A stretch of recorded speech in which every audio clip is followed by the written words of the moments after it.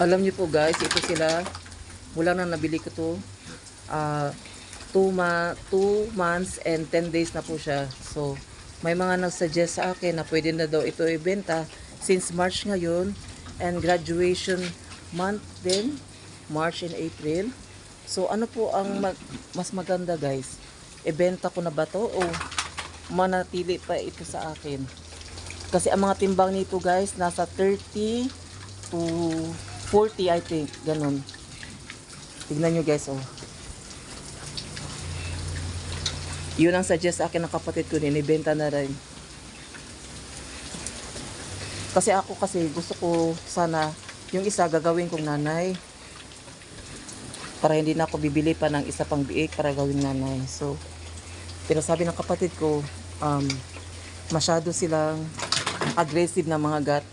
So, ibenta na daw.